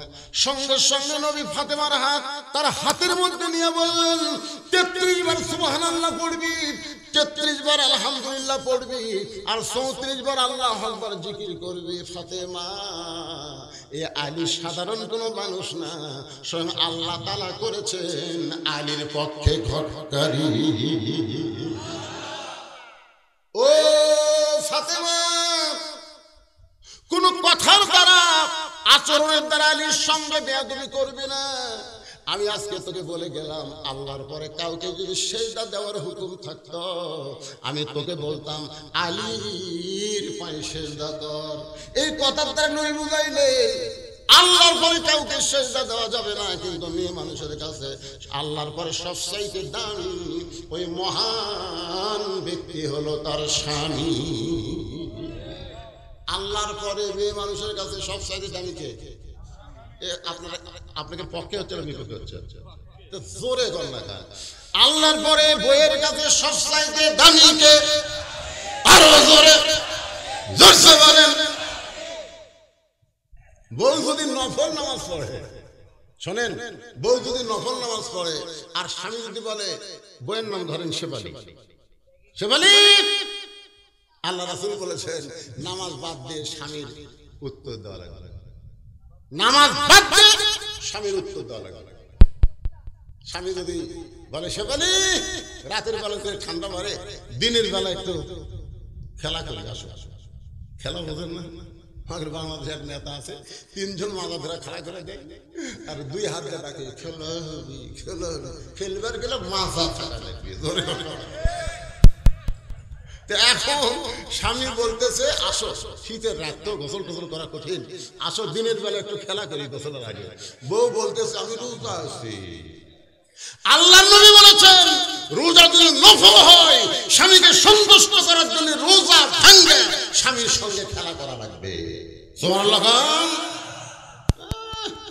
স্বামীকে না কয়ে সব রোজা থাকে, শহিবারাতে রোজা, শহিমেরাতে রোজা।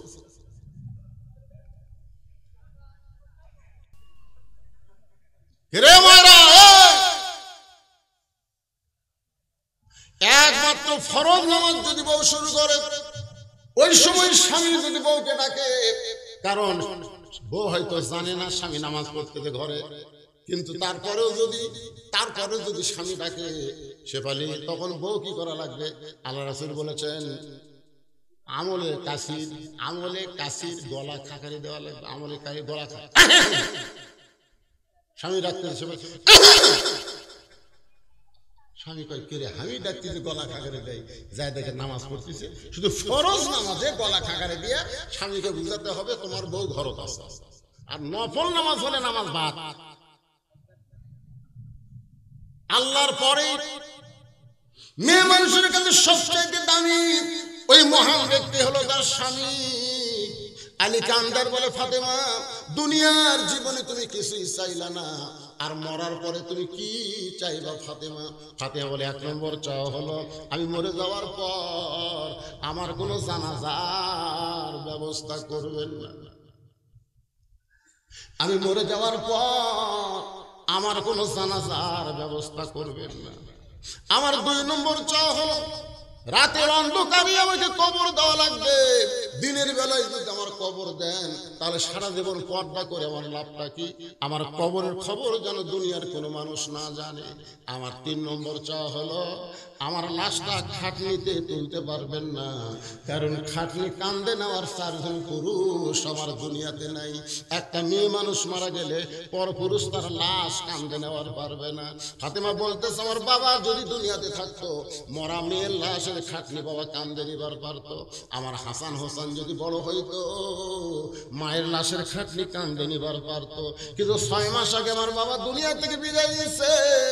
হাসানের বয়স হলো 5 বছর আর হোসাইন হলো 3.5 বছর। আমার বাচ্চারা আমার খাটনি কান্দে নিবার পারবে না। ওগো আমার স্বামী, আমার ওজন খুবটা বেশি না, আমার দেহ হালকা পাতলা, আপনি একটু কান্দে করে নিয়ে ওই জান্নাতুল বাকির পূর্ব কোনায় সবুজ রঙের একটা বাতি জ্বলতেছে, ওই বাতি বরাবর আমাকে দাফন করে দিবে। আলী বলে ফাতেমা তুমি কি পাগলি হলে নাকি? তোমার মৃত্যুর খবর শুনলে হাজার হাজার মানুষ জানাজায় হাজির হবে, হাজার হাজার মানুষ তোমার জন্য দোয়া করবে, তুমি কি দোয়া চাও না? ফাতেমা বলে স্বামী গো, হাজার হাজার মানুষ যদি দোয়া করে ফাতেমা ভালো, আর আপনি যদি বলেন ফাতেমা ভালো না, ওই হাজার হাজার মানুষের দোয়া দিয়ে ফাতেমার 1 তিল পরিমাণ লাভ হবে না। আর দুনিয়ার তামাম মানুষ যদি বলে ফাতেমা খারাপ, আর আপনি চলেন আমার ফাতেমা ভালো, এক স্বামীর সার্টিফিকেটে ফাতেমার 8টা জান্নাতের দরজা খুলে গেল। আজকে রঘুনাথপুরের মানুষেরা বলেন বউ ভালো হওয়া লাগবে কার কাছে? আর আমাকে লব উল্টা কি কয়? লব উল্টা খালি তুমি আমার দেখবার পারো না। তুমি গোটা পাড়া খুঁজে দেখো, আমার বিরুদ্ধে কেউ নেই। পাড়ার লোকেরা ভালো খায়, স্বামী আর ভালো খায় না, তার মানে ওভার ডিউটি করে। ওভার ডিউটি বোঝেন না। যেই মেয়েকে পাড়ার লোকেরা বলে অমুকের বউ সুন্দরী, ওই স্বামী কোনোদিন জান্নাতে যাবে না। আপনাকে কারো বউ যদি কোনো পরপুরুষ বলে অমুকের বউটা দেখলাম ভারে ভালোই সুন্দরী, আপনি আর জান্নাতে যাবেন না, কারণ রাসূল বলেছে আর দায়ুসু লা ইয়াদখুল লায়াদখুলুল জান্নাহ। লায়াদখুল মানে কি? লাইনসিদেন কখনোই। তা আপনাকে কার বউ সুন্দর বারে? এই পাড়ার মধ্যে কার বউ সুন্দর? আমি খালি আমার বউয়ের কাছে একদিন গল্প করছি। একদিন আর বউয়ের কাছে, আমার চাওয়া তো ভাই বউটা ভালোই সুন্দর, খালি এই কথা কথা ভাই, চাওয়া তো ভাই বউ। আর বউ বলতেছে আপনি কবে থেকে লুচ্চা হলে? আমি সব করে বললাম এই লুচ্চা কি? তা আপনার চাওয়া তো ভাই বউ সুন্দর, আপনি আলেম হয়ে কেমনে দেখলেন? পৃথিবীর প্রকৃত মুসলমান একমাত্র নিজের বউ ছাড়া অন্য কারো বউয়ের দিকে তাকানো জায়েজ নাই। কথা কথা জায়েজ আছে। কুল্লিল মুমিনিনা ইয়াগুদ্দু মিন আবসারিহিম। উমুকের বউ সুন্দর, উমুকের বেটি সুন্দর, হায় রে কি রে পরি রে পরিমণি রে, মন খারাপ করতে চায়? একটু মনোযোগ দিয়ে শুনবেন। আল্লাহর বান্দারা, মা ফাতেমা এই দুনিয়াতে বিদায় নিল। হযরত আলী নিজে কবর খুঁড়তে পারবে না বলে একজনের কাছে গেল, যার নাম হলো আবু যর গিফারি। জানলার পাশে গিয়া ফিস ফিস করে কাঁদতেছে। আবু যর গিফারি চমকে গেল, এই গভীর রাতে আমার জানলার কাছে কে কান্দে রে? দরজা খুলে তাকায় দেখে আসাদুল্লাহিল গালি হযরত আলী কাঁদতেছে। আবু যর গিফারি বলে, আলী ভাই এই গভীর রাতে কান্দার কারণ কি শুনতে চাই? আলী বলতেছে, আবু যর ওই জান্নাতুল বাকির পূর্ব কোণায় যা, কোদাল নিয়ে একটা কবর খনন কর। আবু যর গিফারি বলে, আলী রে এই দুনিয়ার কোন মানুষ মৃত্যুবরণ করে নাই এখনো পর্যন্ত শুনলাম না, তাহলে কবর কেন খুঁড়ব? আর রাতের বেলা কেন করতে হবে? দিনের বেলা কি কবর খনন করা যায় না? আলী কান্দার বেলা, আবু যর আমার হাসান হোসাইন মারা গেছে। 6 মাস আগে নবী দুনিয়া থেকে বিদায় নিয়েছে, আজকে গভীর রাতে তাদের মা মারা গেছে। পর্দা নিশে শর্ত দিছে রাতের বেলায় তাকে দাফন করা লাগবে। আবু যর গিফারি কোদাল নিয়ে কবর খুঁড়তে গেলে, কবর খুঁড়তে গিয়ে দেখে একটা সবুজ রঙের বাতি জ্বলতেছে, যেই বাতির কোনো তার নাই, যেই বাতির কোনো সুইচ নাই, বিনা তার বিনা সুইচে আমার আল্লাহ অটোমেটিক জ্বালায়া দিছে। লিল্লাহি তাকবীর। আপনি কখনোই মনে করবেন না আপনি কবরে যাওয়ার পরে দরজা নাই, জানলা নাই, আপনার কবরে বালিশ নাই, বিছানা নাই, আপনার কবরে আলো নাই, আপনি অন্ধকার কবরে কেমনে থাকবেন? এটা কখনোই মনে করবেন না। ওয়া আমিলুস সালিহাত, নেক আমল করে যদি কবরে যান আপনার কবর কবর থাকবে না, কবরকে আল্লাহ জান্নাত বানায়া দিবে। আবু যর গিফারি লক্ষ্য করে দেখে ভাই ওই আলোটা গোলাকার না হয়ে 4 কোণা হয়ে পড়ছে। 4 কোণা, ওই 4 কোণার মধ্যে কোদাল দিয়ে কবর খুঁড়তেছে। কবর দিনের বেলা না খুঁড়ে রাতের বেলা খুঁড়তেছি। তুই কি বলতে পারিস কবর কার জন্য কবর খুঁড়ি? কবর এমন একজন মহিষী পর্দা নিশি রাতের বেলায় মারা গেছে, রাতের বেলায় তাকে কবর দেওয়া লাগবে। সেই মহিষী না আর কেউ না, আল্লাহ নবীর মেয়ে হওয়ার পরে নবী তাকে মা বলে সম্মান করেছে। কবর খবরদার বেয়াদবি করবি না, তোর মধ্যে এমন একজন নারীকে দাফন করা হবে যার 2টা সন্তান জান্নাতি যুবকদের সর্দার হবে। কবর করতে করতে বলে, কবর রে খবরদার বেয়াদবি করবি না, তোর মধ্যে এমন একজন মহিষী নারীকে রাখা হবে যার স্বামী হলো আসাদুল্লাহিল গালিব। এই বলে যখন কোদাল মারতে চায় কবরের ভিতর থেকে কে যেন শব্দ করে বলে, আবু যর এই কবরকে সাবধান না করে বরং যারা কবরে আসবে তাদেরকে সাবধান করো। এটা কিন্তু মা ফাতেমার জন্য বলা হয় নাই, আমাদের জন্য কবর আবু যরকে বলেছে। এই কবরে কার মা, কার মেয়ে, কার বিবি এইটা কবর দেখবে না। আমল যদি ভালো হয় কবর জান্নাতের বাগান হবে, আর আমল যদি খারাপ হয় কবর জাহান্নামের গর্ত হবে। ওয়া আমিলুস সালিহা, নেক আমল যদি করতে চাই তাহলে কবরের আমল দুনিয়া থেকে করার দরকার আছে না নাই?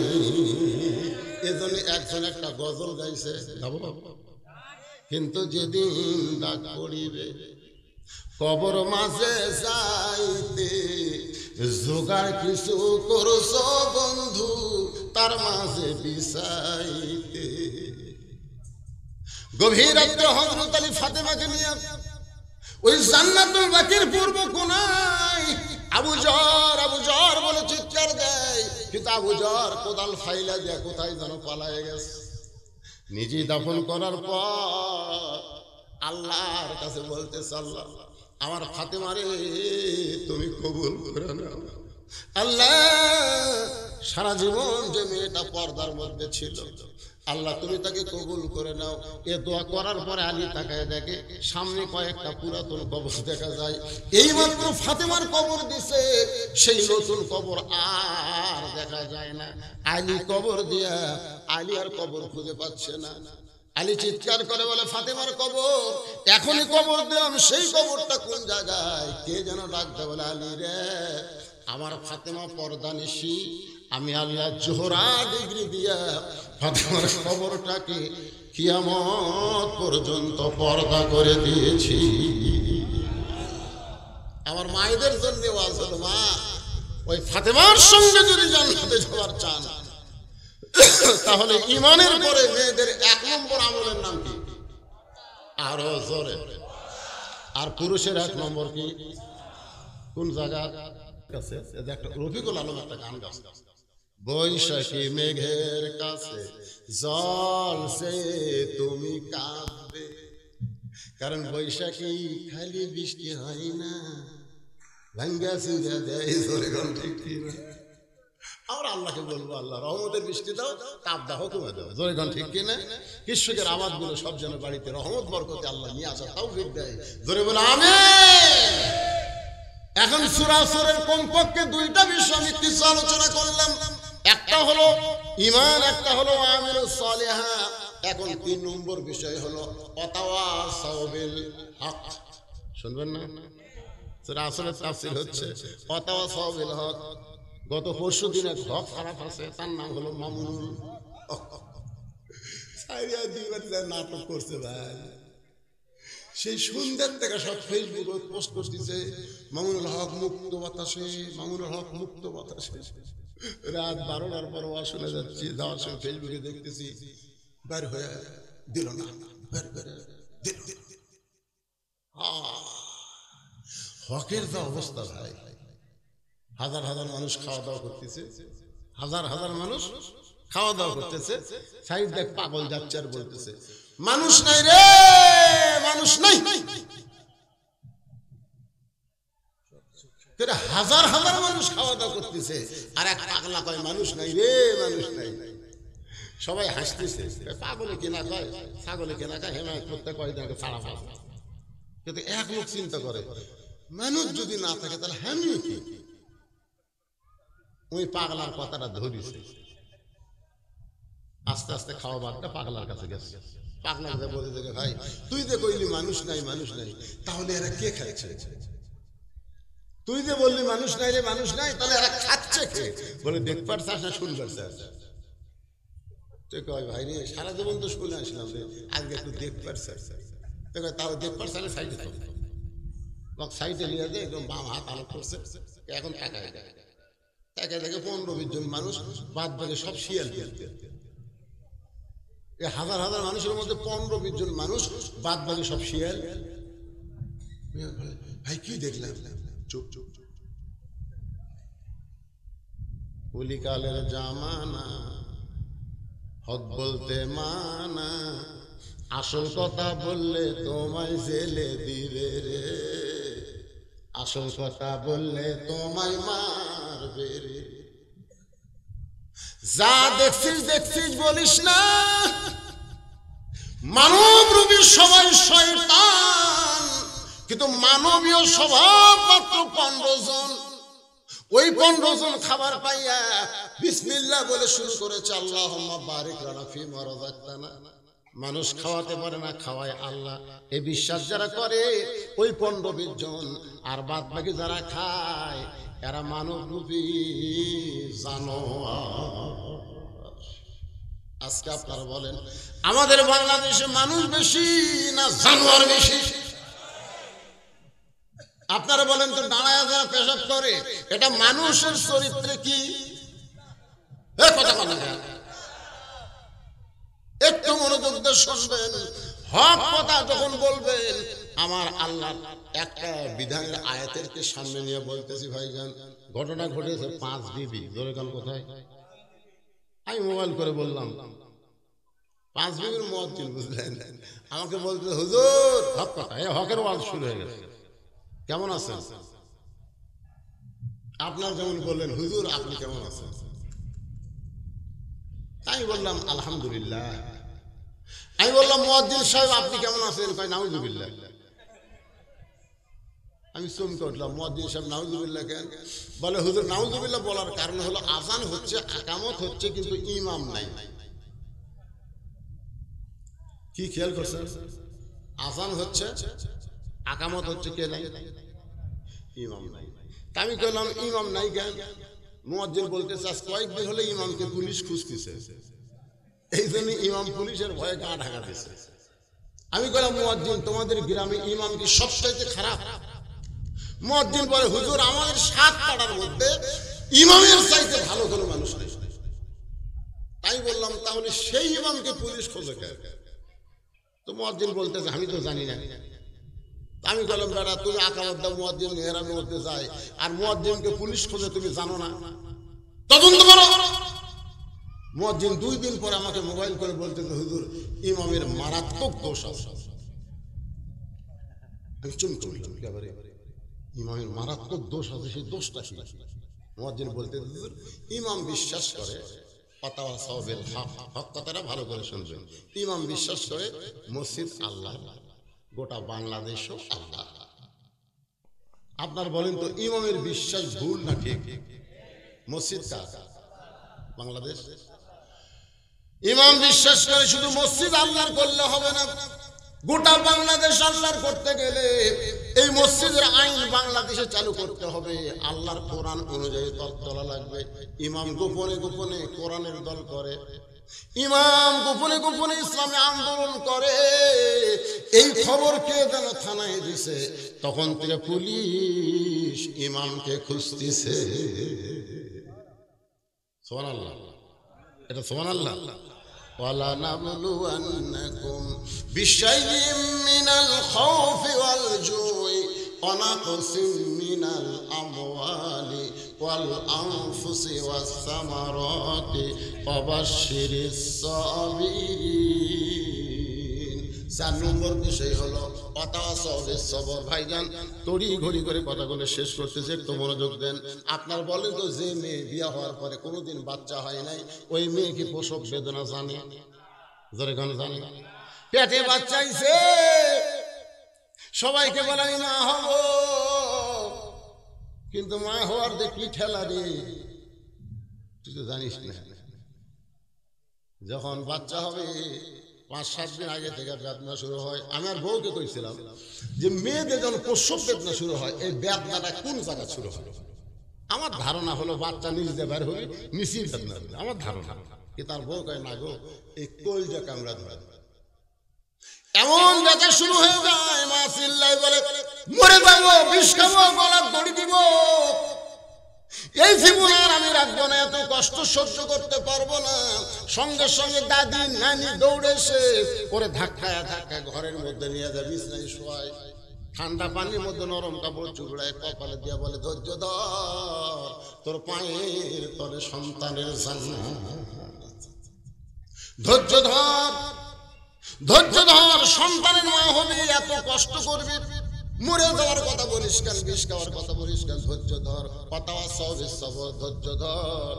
দাঁতের উপর দাঁত দে, দাদি নানির কথা মতো সন্তানের মা হওয়ার বিষয়, ও দাঁতের উপর দাঁত দিছে, ই করতেছে, এত কষ্ট, চোখ দিয়ে পানি পড়তেছে, কিন্তু চিৎকার দিবার পারতেছে না, কারণ ধৈর্য ধারণ করেছে। ওয়াতাওয়াসাবিস সবর, ধৈর্য ধারণ কর।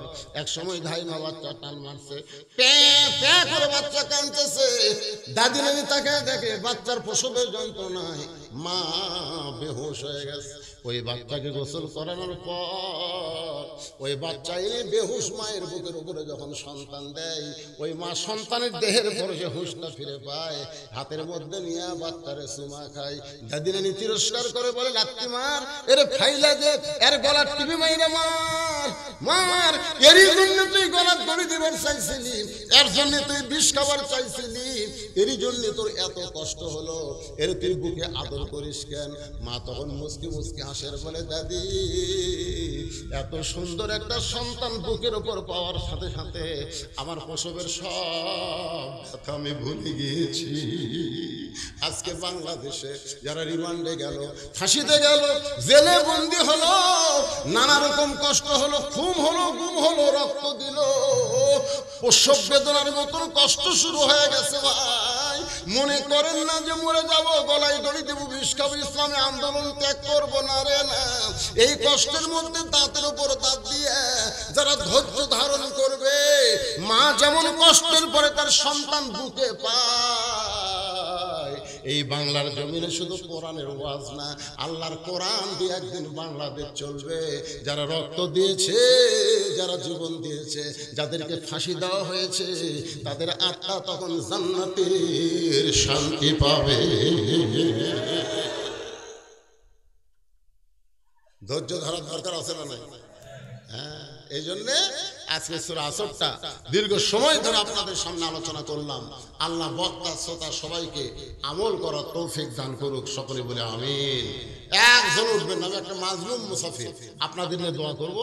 সকলে ইস্তিগফার, আস্তাগফিরুল্লাহ রব্বি মিন কুল্লি জামবি ওয়া তুবু ইলাইহি, আল্লাহুম্মা সাল্লি আলা মুহাম্মদ, আল্লাহুম্মা বারিক আলা মুহাম্মদ, আল্লাহুম্মা আমিন। আল্লাহুম্মা আনতাস সালাম ওয়া মিনকাস সালাম, তাবারাকতা ইয়া যাল জালালি ওয়াল ইকরাম। আচ্ছা, আয় আল্লাহ, তোমার বান্দারা কষ্ট করে মেহনত করে কাল বৈশাখ মাসে আল্লাহ মাহফিল করার বিশাল একটা দায়িত্ব নিয়েছে, বিশাল আঞ্জাম করে আজকের এই মাহফিল করেছে। আল্লাহ মেহেরবানি করে তোমার মসজিদকে লক্ষ্য করে এই জান্নাতের বাগান যারা সাজাইলো, তাদের সকলকেই জান্নাতি মানুষ হিসাবে কবুল করে না। আল্লাহ, এই মসজিদকে কিয়ামত পর্যন্ত কবুল করো। এই মসজিদের জায়গা দিয়া, জমি দিয়া মসজিদকে সুন্দর করে যারা সাজাইলো, আরো যারা মসজিদের জন্য দান করলো, আল্লাহ সকলের দানগুলোর বিনিময়ে মসজিদের ওসিলায় তাদের জান্নাতে কবুল করো। আল্লাহ মসজিদ কমিটির সভাপতি, মসজিদ কমিটির সভাপতি, সেক্রেটারি, কেশিয়ার, আল্লাহ মসজিদের মুসল্লির সদস্য, ইমাম, মুয়াজ্জিন, খতিব, সকলকে আল্লাহ তুমি কবুল করে না। মাবুদ, সেই মাগরিবের নামাজের পর থেকে এত রাত পর্যন্ত তোমার পাগল বান্দারা বসে বসে অসল, কার মা নাই, কার বাবা নাই। রব্বির হামহুমা কামা রব্বায়ানি সগীরা। আল্লাহ, কলিজার টুকরা মা বাবা যাদের কবরে গেছে, মা বাবার কবরকে জান্নাতের টুকরা